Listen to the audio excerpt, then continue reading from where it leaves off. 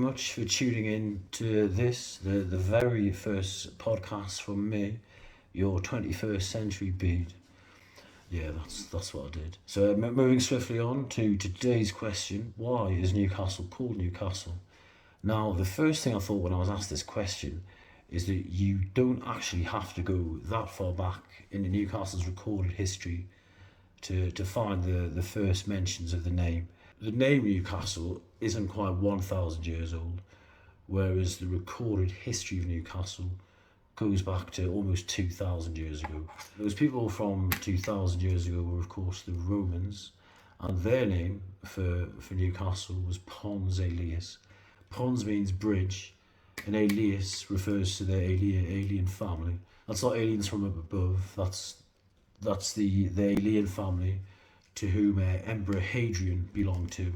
Of course, we've all heard of Hadrian's War, the most iconic and I think possibly one of the most oldest landmarks to grace the northeast. This first Newcastle, Pons Aelius, it was where Hadrian's War met with both what was a natural harbour and also a very easy crossing point for the River Tyne. That's basically why Newcastle was born. Not so much because it was a harbour that met an easy crossing point that met Hadrian's Wall, but more it was imperative to defend such a strategic point against incursions and invasions from the north. And to be honest, that is actually the most consistent theme in the birth and the early growth of Newcastle. A strategic point that had to be defended from invaders from the north. Fast forward now to, I think, 410 AD. The Romans, they've just about all left Britain now, and with them goes the Latin that they spoke.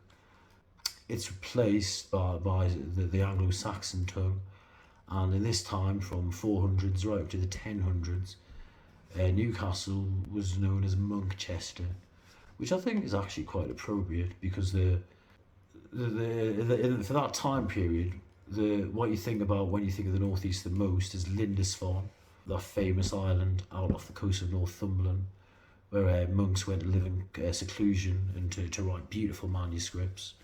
And also my very own namesake Bede of Jarrow, I think he was writing in the 600 ADs.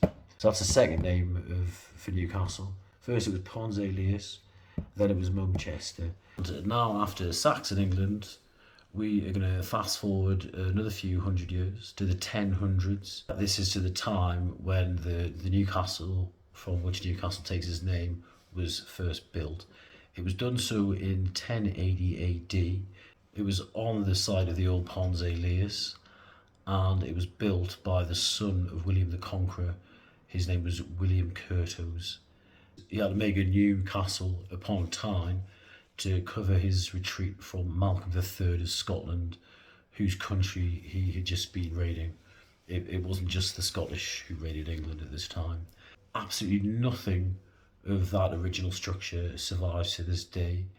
Rather, it was built over. That was Henry II, and he completed the keep that you see today that survived, the only part of that castle that survived.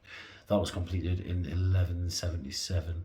Fast forward another 100 years, and Henry Plantagenet, Henry III, he added the Black Gate, which is like a fortified gatehouse, to the keep. That, I believe, was in the 1160s. He likewise, in 1165, he also added the fortified walls we see around the bottom of the Westgate Road in the city itself. So that is Newcastle, a city that has been called by 3 different names, and a city with a pedigree that long predates its more recent industrial heritage, for which it's probably the most famous for. So yeah, thank you very much for watching, and God bless you all.